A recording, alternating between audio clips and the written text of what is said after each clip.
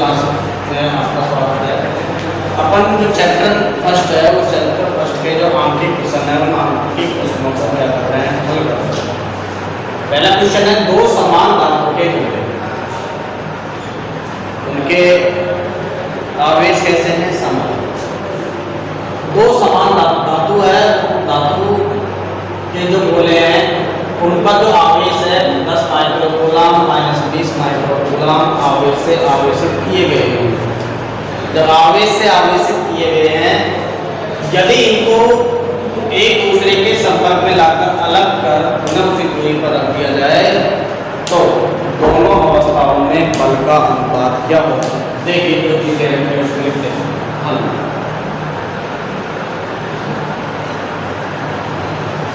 दो समान धातु के गोले जिनके आवेश दे रखे हैं, Q1 की वैल्यू दे रखी है हमारे पास प्लस 10 माइक्रोकूलम है। उस माइक्रोकूलम को कूलम में क्या करना है, परिवर्तित करना है। तो कूलम में परिवर्तित करने के लिए 10 गुना 10 की पावर कितना रखेंगे, -6 कूलम बराबर हो जाएगा 10 की पावर -5 कूलम। Q2 -20 माइक्रोकूलम, इसको भी हल करेंगे, कितना हो गया -20 इंटू 10 की पावर -6 कूलम बराबर -2 गुणा 10 की पावर -5। दूरी क्या है, एक दूसरे में इनके बीच की दूरी क्या है, समान है।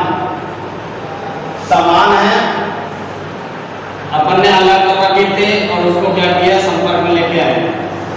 तो इन आवेशों के मध्य एक वैद्युत बल लगेगा, वो वैद्युत बल क्या होगा, क्योंकि Q1 व Q2 आवेश के मध्य लगने वाला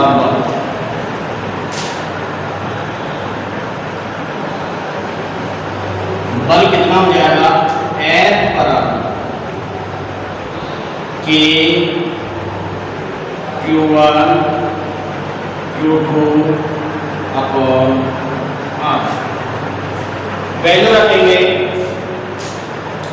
K, तुलना करेंगे तो तुलना में K राशि है कैंसिल हो जाएगी।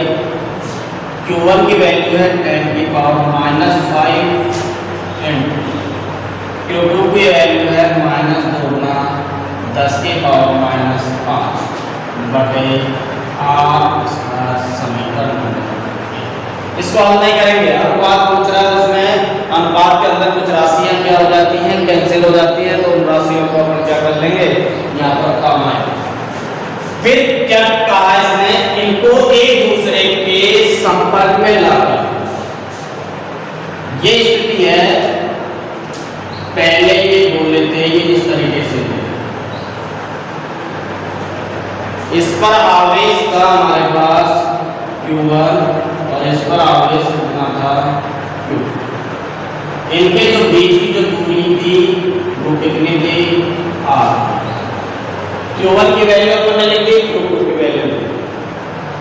अब इसने क्या कहा है, इन दोनों गोलों को मैंने क्या किया, संपर्क में लिया।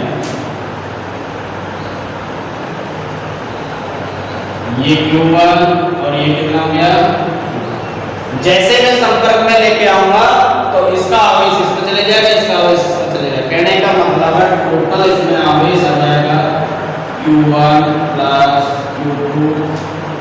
फिर इसको क्या कर देंगे, अपन अलग अलग कर देंगे और अलग अलग करेंगे तो इनका समान रूप से आवेश का हो जाएगा, विपरीत हो जाएगा। कितना आ जाएगा, Q1 प्लस Q2 और 2। चूंकि दोनों गोलों संपर्क में लाकर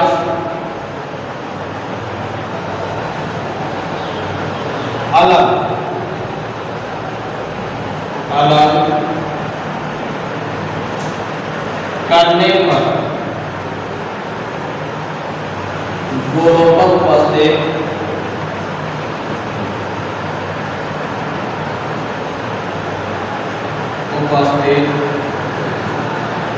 आवेश Q1 प्लस Q2 अपॉन 2 होगा। Q1 की वैल्यू हमारे पास आता है Q1 प्लस Q2 अपॉन 2 बराबर Q1 की वैल्यू है 10 माइक्रोकूलम, Q2 की वैल्यू है -20 माइक्रोकूलम, घटे में कितना हो गया, बचेगा कितना माइनस का 10 माइक्रोकूलम बटे। जब इसको हल करेंगे तो हमारे पास कितना बचेगा -5 माइक्रोकूलम बराबर -5 × 10⁻⁻⁶। कहने का मतलब नया स्तर जब इनको क्या करेंगे हटाएंगे, अलग अलग करेंगे। मान लीजिए ये नया आवेश कितना हो जाएगा Q1 डैश से कितना हो जाएगा Q2 डैश। तो Q1 डैश बराबर Q2 डैश बराबर -5 × 10⁻⁻⁶ कूलम।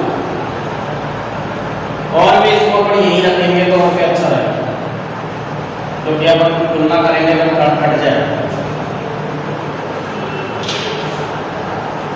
और यहाँ कर दिया, चलो कोई बात 10⁻5 गुणा -2 गुणा 10⁻⁻5। अब देखिए इसको अपन ये Q1 डैश व Q2 डैश है, इस Q1 डैश व Q2 डैश पर भी क्या लगेगा, अब कूलम पर लगेगा, तो बल कितना हो जाएगा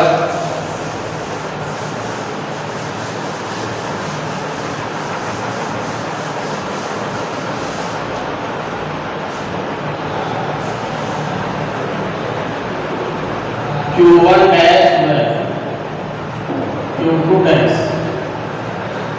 आवेश पर लगने वाला बल,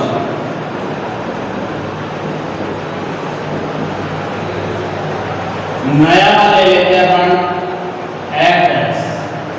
नया बल कितना है F डैश के Q1 dash Q2 dash upon R के। Q1 डैश की वैल्यू कितनी है -5 × 10⁻⁻⁶, -5 × 10⁻⁻⁶। Q2 की वैल्यू भी कितनी है -5 × 10⁻⁻⁶, बटे इनके बीच की दूरी कितनी होगी R²। दोनों अवस्थाओं में बल का अनुपात निकालेंगे तो क्या कर देंगे, समीकरण 1 में 2 का भाग दे देंगे, 2 में 1 का भाग। समीकरण 1 में 2 का भाग देने पर एक कौन सा है हमारे पास F/F डैश। F की वैल्यू है हमारे पास कि Q1 की वैल्यू है 10⁻⁻5 इंटू -2 गुणा 10⁻⁻5 बटे R² बटे इसकी वैल्यू है हमारे पास F डैश की K इंटू -5 × 10⁻⁻6 गुणा -5 × 10⁻⁻6 बटे R²। कुछ वैल्यू है पटरियों को काट देते हैं, ये कट गई K से, ये R² से R² कैंसिल। इसको और थोड़ा सा हल कर लेते हैं F/F डैश बराबर 10 की पावर -5 गुणा -2 गुणा 10 की पावर -5 बटे, ये राशि कहाँ जाएगी नीचे, माइनस माइनस क्या हो गया, प्लस हो गया, 5 गुणा 10 की पावर -6 गुणा 5 गुणा 10 की पावर -6, ये वैल्यू आ गई है। हम इसको अपन हल करेंगे, हल कैसे करेंगे, f/f। अब देखिए 10 की पावर कितनी बच रही है, माइनस, यहाँ माइनस है और यहाँ कितनी है, -5। हल करो इसको, मैं इसको यूं लिख सकता हूं, 10 से ऊपर गुणा कर दो, 10 से नीचे गुणा कर दो, 10। जब नीचे गुणा करूंगा तो 10 की पावर कितनी हो जाएगी, ऊपर जाएगा -6। इसी तरीके से -2 गुणा 10 की पावर कितनी होगी, -6, 20 गुणा, ठीक है, बटे 5 गुणा 10 की पावर -6 गुणा 5 गुणा 10 की पावर -6, 10 की पावर -6, 10 की पावर -6 कैंसिल हो गया, क्या बच गया, f/f बराबर माइनस का कितना हो गया, 200, 10 × 20 माइनस का 200 बटे, यहाँ पर कितना बच गया, 5 गुणा 5 25, 25 से कम 25, 25 × 200, f/f बराबर हो गया -8/1, अर्थात f/f बराबर -8/1।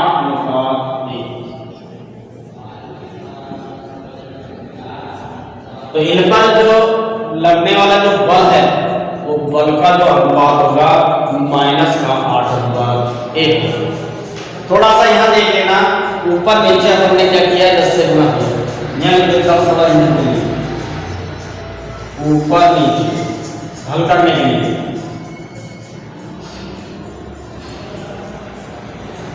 दोनों ऊपर नीचे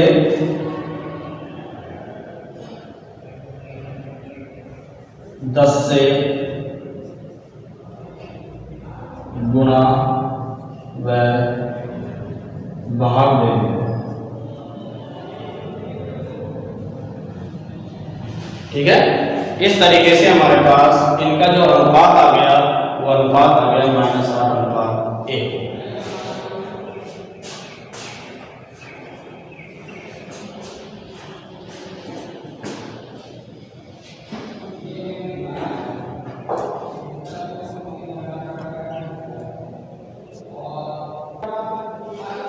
या आप 10 से ऊपर नीचे गुणा नहीं करके इसको डायरेक्टली अपन क्या करते हैं, हल करते हैं। तो हल कैसे करेंगे, ये अपन ने सुविधा की दृष्टि से अपन ने इस तरीके से किया था। यदि आपको यह सुविधा हो रही है तो अपन इसको इस तरीके से भी कर सकते हैं। यहाँ हमारे पास 10 की पावर 5 है, ये 10 की पावर 5 कट गई, यहाँ 10 की पावर कितनी कट गई, 5 कट गई, कितनी बच गई, 10 की पावर -1। ये -1 कहाँ चले जाएगा, ऊपर चले जाएगा, तो यहाँ पर कितना हो गया, 10। इसके बाद 10 की पावर 5 -5 और 10 की पावर -6 ये कैंसिल हो गया। इस पर भी कितनी बच गई, 10 की पावर -1 ऊपर जाएगी तो 10 की पावर कितनी हो जाएगी, प्लस में, -2 तो है, ये प्लस में कितना हो गया, 10 बटे कितना बच गया, 25।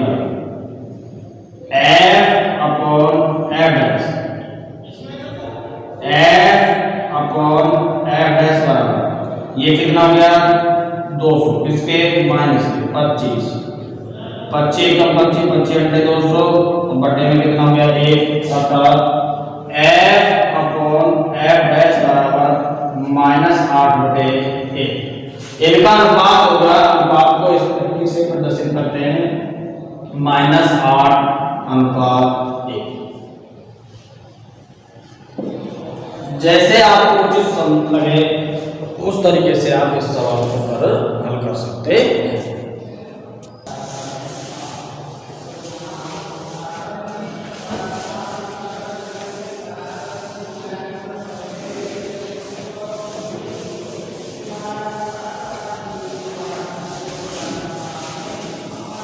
नेक्स्ट क्वेश्चन है हमारे पास,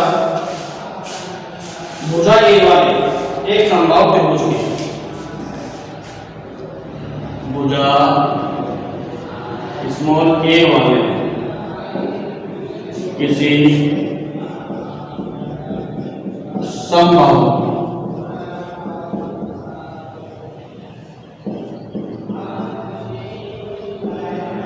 त्रिभुज के शीर्ष की ओर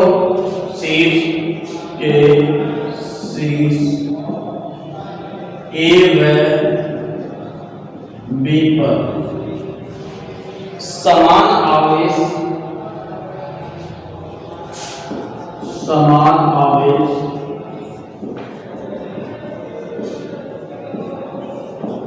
प्लस क्यू रखा है तो त्रिभुज के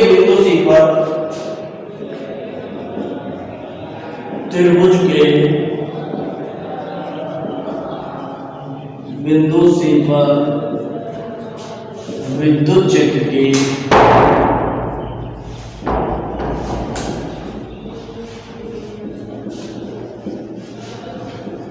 तीव्रता क्या होगी?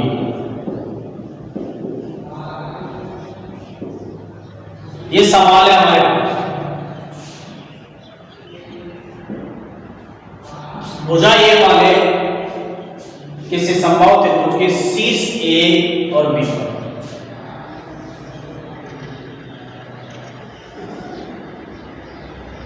ये हमारे पास समबाहु त्रिभुज, ये ए बिंदु हो गया, ये बी बिंदु हो गया और ये हो गया हमारे पास सी। ए और बी पर कैसा आवेश रखा है? प्लस क्यू आवेश। ये भी कितना है? प्लस। इसकी भुजा कितनी है? ए।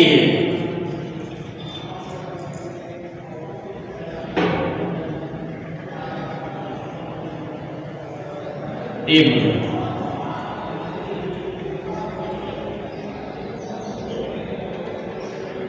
अब इस समबाहु त्रिभुज की जो एंगल बन रहा है कितना बन रहा है? 60 डिग्री का होंगे। ये भी कितना हो गया? 60। ये प्लस क्यू आवेश है, ये भी क्या है? प्लस क्यू आवेश। माना बिंदु ए पर विद्युत क्षेत्र की तीव्रता कितनी है? E1। माना बिंदु ए पर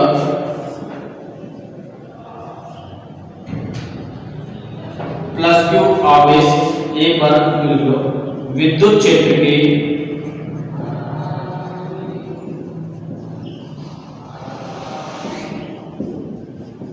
तीव्रता E1। तीव्रता कितनी है? E1। वह बिंदु पे ए के कारण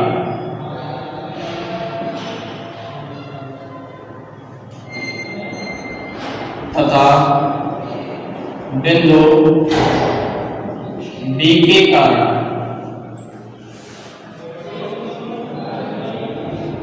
विद्युत क्षेत्र के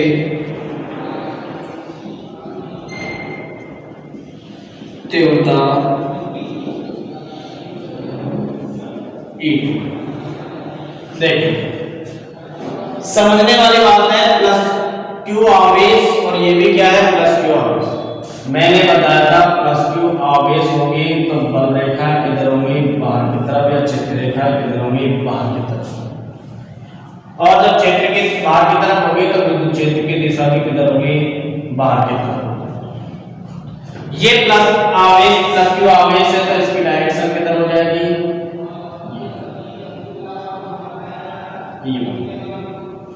इस बी के कारण विद्युत क्षेत्र की तीव्रता कितनी है? E2। इसकी डायरेक्शन किधर हो जाएगी?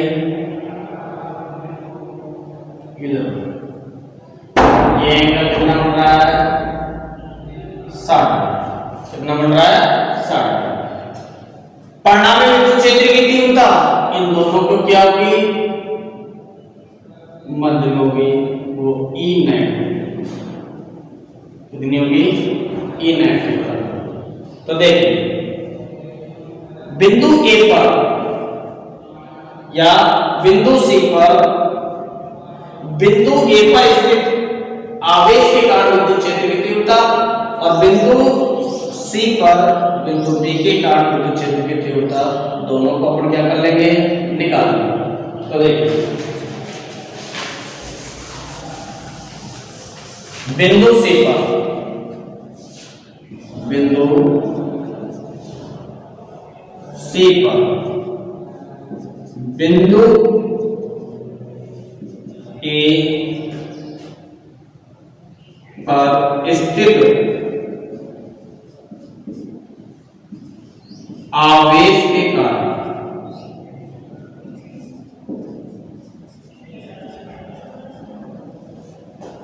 विद्युत क्षेत्र की तीव्रता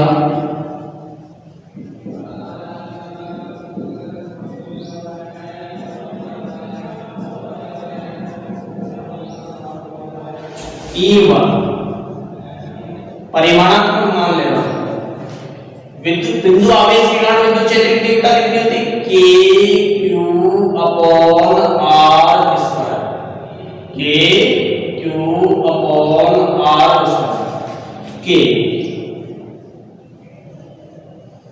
Q आवेश कितना है Q है तो मैंने भी लिख दिया Q अपॉन R स्क्वायर बीच की दूरी कितनी है A का समीकरण नंबर।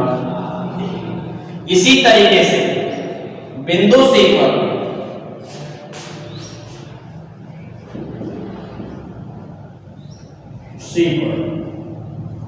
बिंदु बी पर स्थित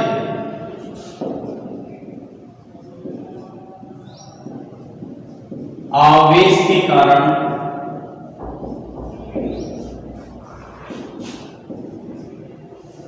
विद्युत क्षेत्र की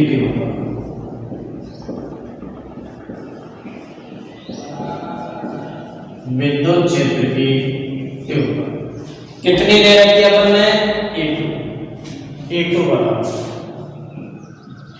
यदि इसकी डायरेक्शन आप लिखना चाहो दिशा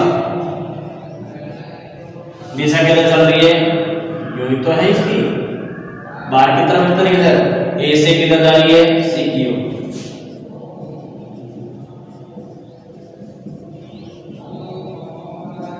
लिख सकते हैं E2 बराबर वही है बिंदु आवेश के कारण विद्युत क्षेत्र की तीव्रता K Q अपॉन बीच की दूरी कितनी है A स्क्वायर समीकरण नंबर। इसकी दिशा कितनी हो जाएगी B से C की। अब देखिए परिणामी विद्युत क्षेत्र की डायरेक्शन निकालनी है अपन को बिंदु सी पर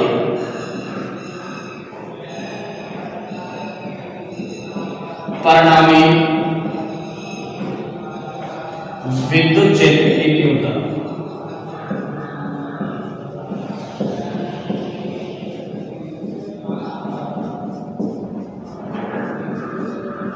परिणामी विद्युत क्षेत्र की तीव्रता E बराबर एक सूत्र लिखा था अपन ने E1 square plus E2 square plus 2E1 into cos theta. E1 square E2 square 2E1 E2 cos theta. Value दे रखी है हमको E1 की वैल्यू हमारे पास कितनी E1 की कितनी है K Q upon A square K Q upon A square इसका क्या हो रहा है whole square plus K Q upon A square इसकी भी पावर क्या लग रही है whole square plus 2 K Q upon upon ए स्क्वायर। ये तो E1 के मान हो गया, E2 का मान हो जाएगा k क्यूब अपॉन ए स्क्वायर और cos 60। एंगल कितना बढ़ रहा है? 60 डिग्री। E बराबर k क्यूब अपॉन ए स्क्वायर, k क्यूब अपॉन ए square under k cube upon ए स्क्वायर, ये और स्क्वायर हो गया। हो गया। इसमें यहाँ क्या बच रहा है? कॉमन ले लेते हैं। यहाँ तो बच गया a, यहाँ पर भी कितना बच गया a। चलो एक बार हम कर लेते हैं।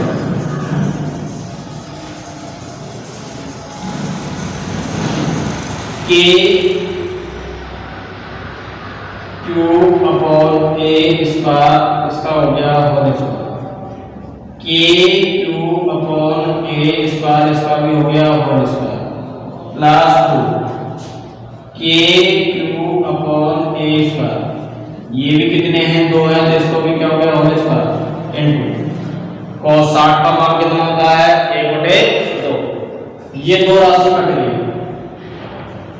E बराबर अंडर कॉमन आ रहा है हमारे पास k क्यूब अपॉन ए स्क्वायर और इसका भी क्या हो रहा है? Whole square.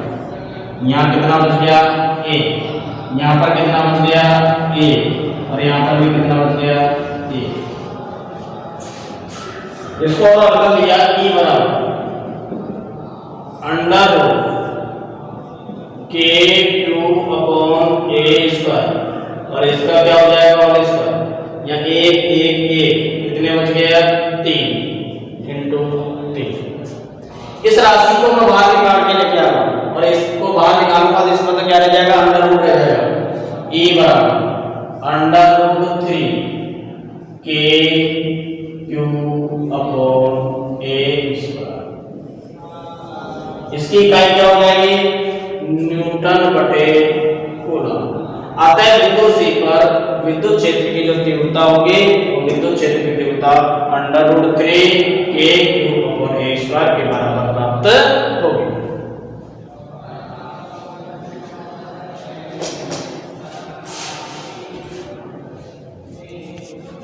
सवाल है हमारे पास, दो समान आवेशित गोलों को बराबर लंबाई की डोरियों से लटकाया जाता है। डोरियां परस्पर 30 डिग्री का कोण बनाती है जब 0.8 ग्राम प्रति सेंटीमीटर घनत्व के द्रव में लटकाया जाता है, तब भी वही कोण रहता है। जो ये एंगल है वो एंगल का मान भी क्या रहता है? वही रहता है। यदि गोले के पदार्थ का घनत्व 1.6 ग्राम प्रति सेंटीमीटर क्यूब है तो द्रव के परावर्तनांक का मान ज्ञात करना। कैसे ज्ञात करेंगे? ये हमारे पास कोई डोरी दे रखी है, उस डोरी पर हमने क्या कर दिया? आवेशों को लटका दिया। इन आवेशों के बीच की कुछ न कुछ क्या रहेगी? दूरी रहेगी। वो दूरी मान लीजिए कितना है? 8। तो कैसे हम करेंगे इसको? देखिए, ये कोई दृढ़ आधार से इसको क्या कर रखा है? हमने बांध रखा डोरी।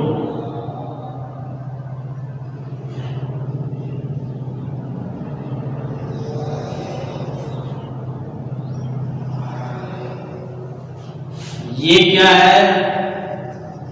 आवेश। ये प्लस क्यू आवेश, ये भी क्या है? Plus Q. इसको अपन ने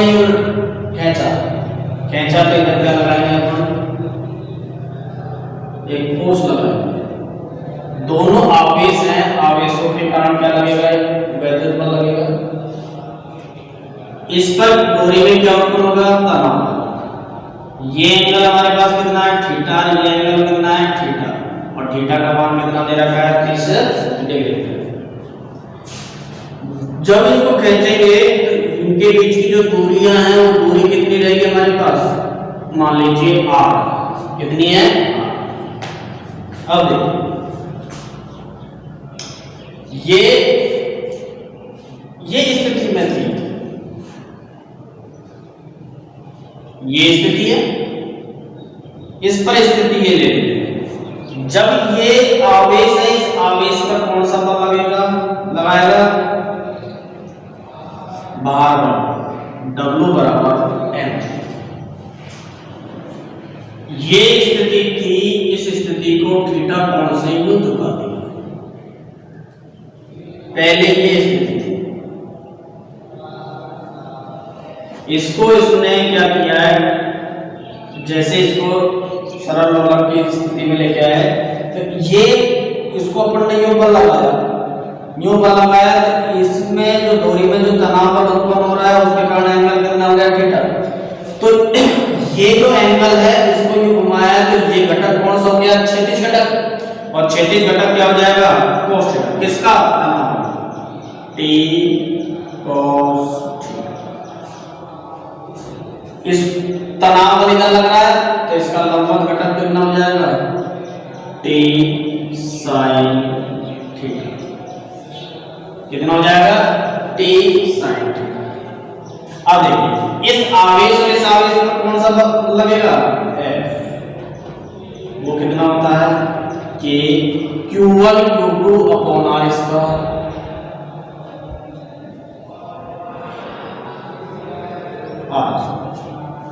ये डायग्राम समझ में आ गया। ये क्या है, दो समान आवेशित गोले, एक गोला ये रहा, एक गोला बराबर लंबाई की, इसकी लेंथ भी कितनी है, बराबर लंबाई, ये लंबाई कितनी है, ये लंबाई भी कितनी है, 30 डिग्री। थीटा का मान कितना है, 30 डिग्री।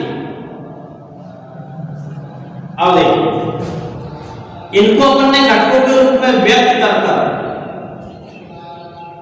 इस पर नीचे की तरफ क्या लग रहा है, बाहर बल लग रहा है mg, ये ऊपर क्या लग रहा है, क्षैतिज घटक, और इधर क्या लग रहा है, ऊर्ध्वाधर घटक।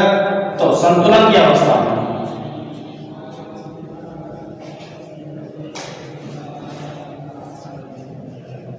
संतुलन की अवस्था क्या कहती है, संतुलन की अवस्था कहती है t sin थीटा बराबर कितना हो गया, k q square upon r square. अर्थात k की वैल्यू हम लिख सकते हैं यहाँ पर sin थीटा बराबर 1 अपॉन 4 पाई epsilon 0 q square upon r square, समीकरण नंबर 1। इसी प्रकार यहाँ पर t cos थीटा बराबर कितना हो जाएगा, mg। t cos थीटा बराबर हो गया mg, समीकरण नंबर 2। समीकरण 1 में समीकरण 2 का क्या दे देंगे, भाग। समीकरण 1 में समीकरण 2 का भाग देने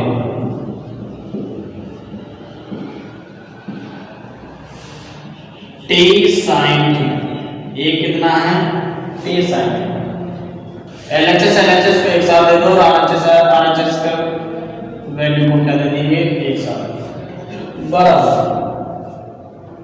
k 1 अपॉन 4 पाई epsilon 0 q square upon r square बटे में कितना हो गया, m। ये t से t कैंसिल हो गया, sin बटे cos किसके बराबर हो गया, tan थीटा। 1 अपॉन 4 पाई epsilon 0 q square upon r square into 1 upon mg, समीकरण नंबर कितना हो गया, 3। यहां तक हमारे पास समीकरण बन गया 3, ठीक है। इसी प्रकार यहां दे रखा है द्रव का जो घनत्व दे रखा है, कितना दे रखा है, 0.08 दिया।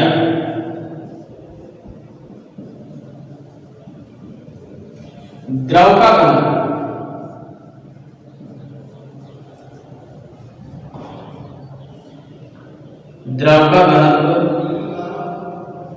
रो मान लेते हैं, कितना मान लेते हैं, रो बराबर दे रखा है 0.8 ग्राम बटे सेंटीमीटर। दूसरा दे रखा है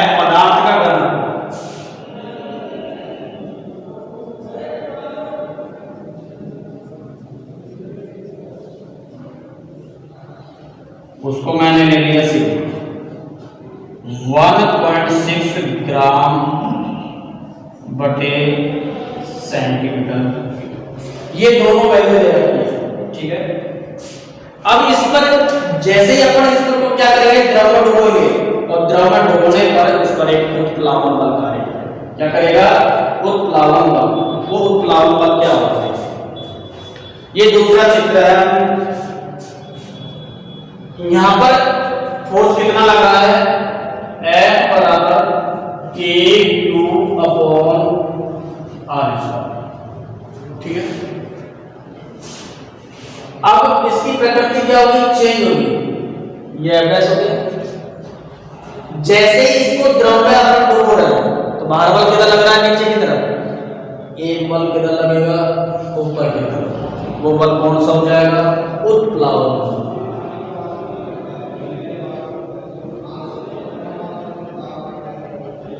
कौन सा लगेगा, उत्प्लावन। तो उत्प्लावन बल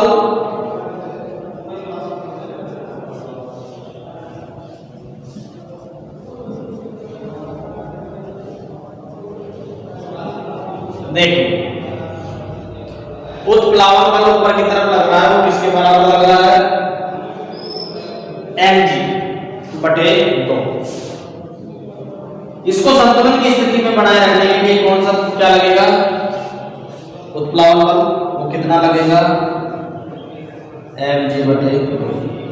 अब इस आवेश पर परिणामी बल कितना लगेगा, परिणामी बल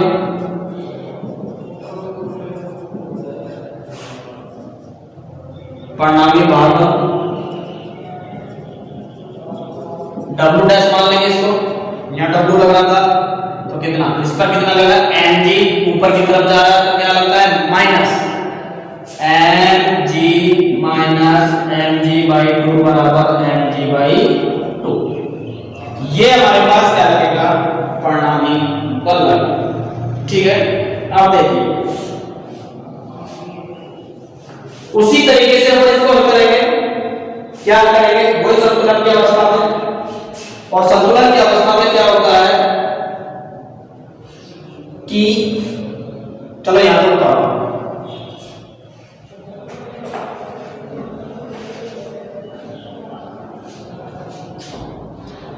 समीकरण 3 में अपन देखते हैं, समीकरण 3 से, समीकरण 3 से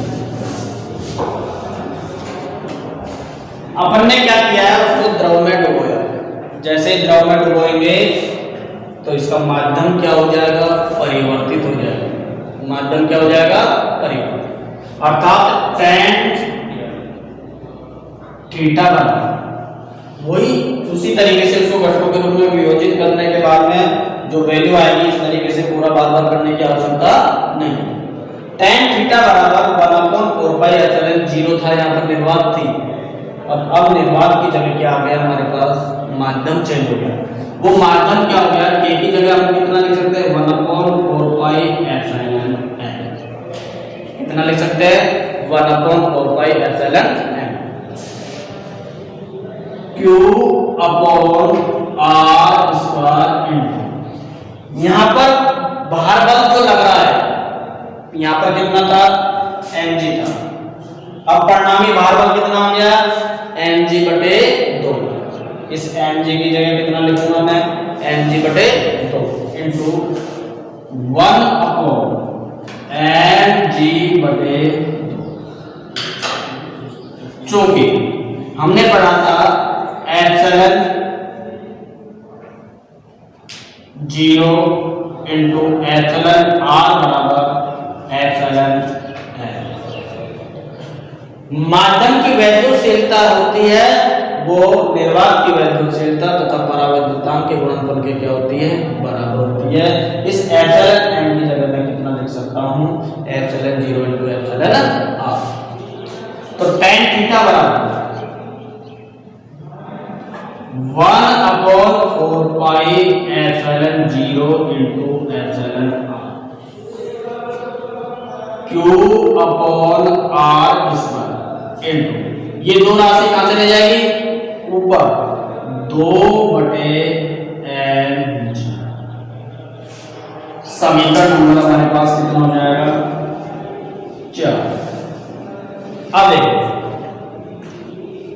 किसकी वैल्यू चाहिए हमको एप्सिलॉन आर का। यह पूछ रहा है द्रव का परावर्तनांक कितना होगा। द्रवण कौन सा है ये, इसका परावर्तनांक कितना होगा एप्सिलॉन आर। इस एप्सिलॉन आर की अपन को क्या करनी है वैल्यू निकालनी है। तो दो समीकरण अपन को दे रखे हैं, समीकरण 3 और 4। इन समीकरण 3 व 4 की सहायता से अपन एप्सिलॉन आर का मान निकाल सकते हैं। तो समीकरण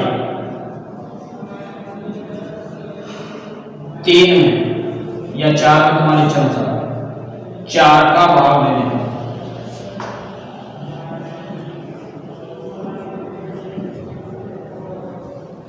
भाग लीजिए। भाग देंगे अपन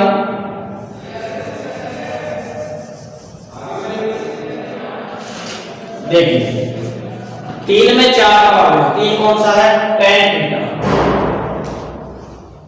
चौथा में भी क्या है यहाँ पर tan theta.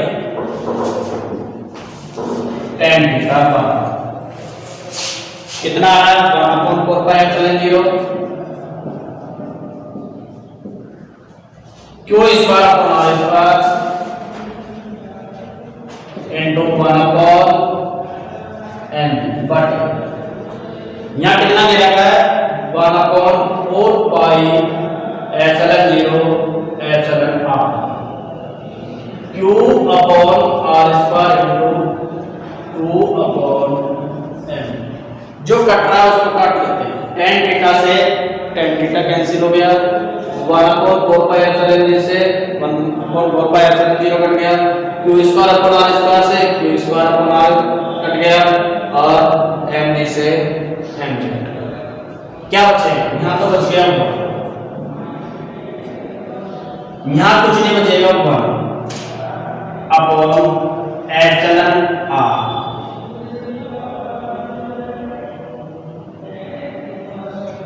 2 upon epsilon r ये बचेगा। इस एप्सिलॉन r को खाने जाएंगे अपन ऊपर 1 बराबर 1 एप्सिलॉन r अपॉन कितना हो गया क्रॉस गुणा कर देंगे एप्सिलॉन r बराबर कितना हो जाएगा आता है द्रव का परावर्तनांक, द्रव का परावर्तनांक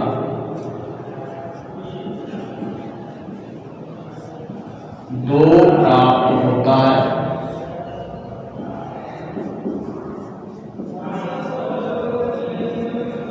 कितना प्राप्त होता है 2 प्राप्त होता है।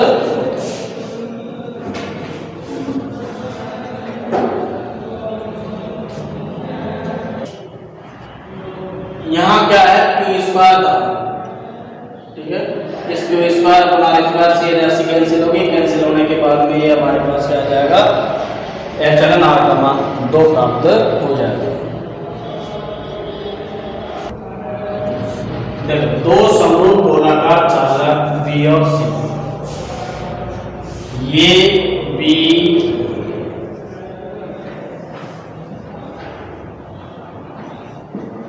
और ये क्या ले लिया मैंने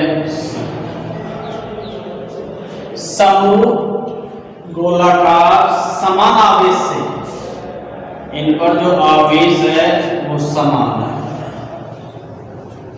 कितना कितना है क्यू तथा इनके मध्य एक बल से ये क्या होते हैं प्रतिकर्षित होते हैं। कहने का मतलब है दोनों बल कैसे हैं पॉजिटिव होंगे या दोनों बल कैसे होंगे दोनों आवेश कैसे होंगे नेगेटिव। इनके जो बीच की जो दूरी है वो दूरी कितनी है r। पहले यहां तक अपन क्या करते हैं यहां तक इसको हल कर लेते हैं प्लस ये q व q आवेश के कारण लगने वाला कूलम बल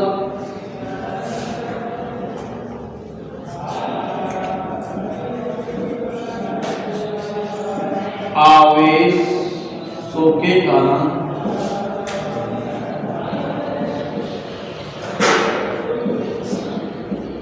लगने वाला बल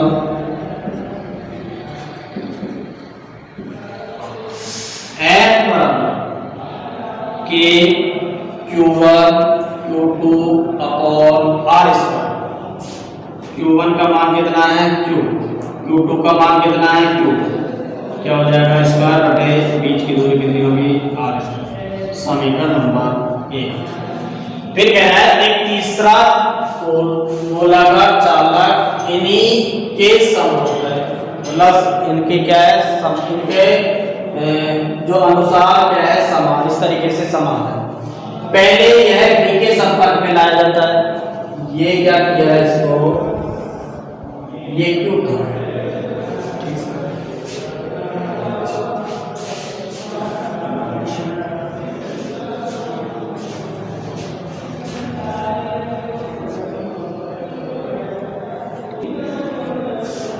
ये क्या कह रहे हैं अपन, पहले बी के संपर्क में, ये कोई अनावेशित गोला था, इस अनावेशित गोले को पहले किसके संपर्क में लेके आ रहे हैं, बी के संपर्क में। जैसे मैं इसके बी के संपर्क में लेके आऊं, ये बी के संपर्क में लेके आ रहा है, तो इसके आवेशों को कौन इसमें क्या हो जाएंगे, समान रूप से क्या हो जाएंगे, वितरित हो जाएंगे। तो इसे अनावेशित गोला, अनावेशित गोले पर आवेश कितना हो जाएगा, गोले पर आवेश कितना हो जाएगा, दोनों में आधा आधा, इसमें कितना था Q, तो कितना हो जाएगा Q/2, कितना हो जाएगा Q/2। उसके बाद में क्या कर रहा है, तत्पश्चात इसके जस्ट बाद C के संपर्क में लाकर दोनों को अलग कर दिया जाता है। C के संपर्क में लाकर इन दोनों को क्या कर दिया जाता है, अलग कर दिया जाता है। अब इस पर आवेश कितना है Q/2, Q/2 है, और इस पर कितना है Q है, ये C, इस पर कितना है Q, इस पर कितना है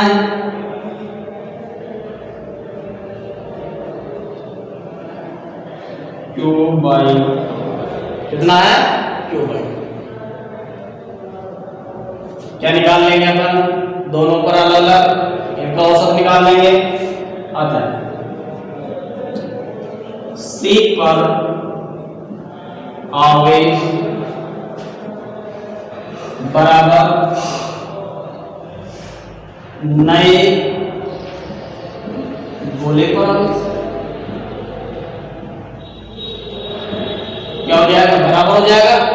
बराबर के लिए क्या करेंगे, इनका औसत निकालेंगे, Q प्लस Q/2 अपॉन कितना हो गया, Q plus Q/2, Q plus Q/2 कितना हो गया, 2 लघुत्तम आ गए, 2Q प्लस कितना हो गया Q, 3Q/2 कितना हो गया 2, कितना गया 3Q/2, और बटे में कितना लग रहा है 2, तो कितना आ जाएगा 3Q/4, कितना आ जाएगा 3Q/4 बराबर 3Q/4।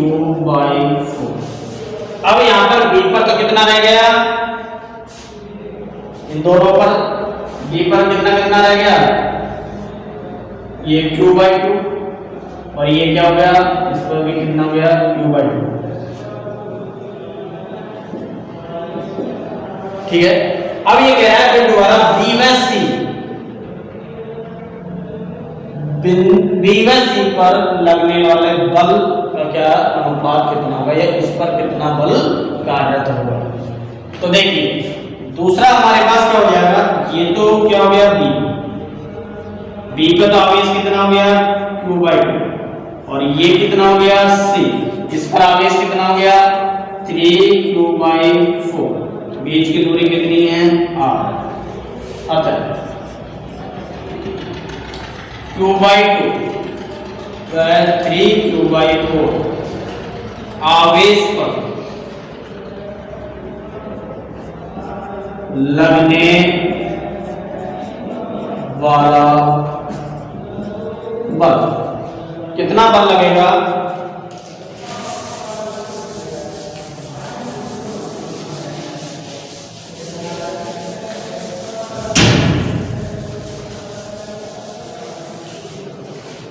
नया वाला मैं ले लेता हूं एफ डैश। कितना ले लेता हूं? एफ डैश के। Q1 का मान कितना आ गया? Q/2। Q2 कितना आ रहा? 3Q/4 बटे R। समीकरण नंबर इसको हल कर लेते हैं। एफ डैश बराबर के 3K Q² अपॉन 8R²। समीकरण नंबर कितना हो गया? क्या कह रहा है? तुलना कर रहा है समीकरण 2 में समीकरण 1 का भाग दे देते हैं।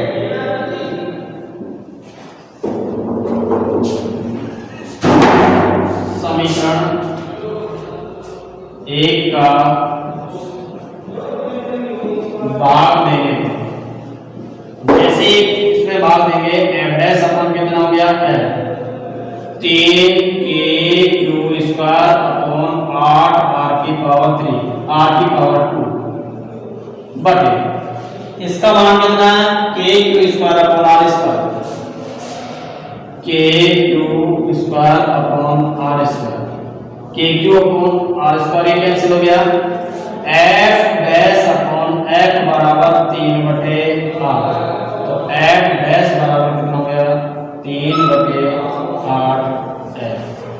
इतना जो बल है, अब बल किस किस के बीच लगेगा? बी गोला और सी गोले के मध्य ये बल हमको क्या होगा?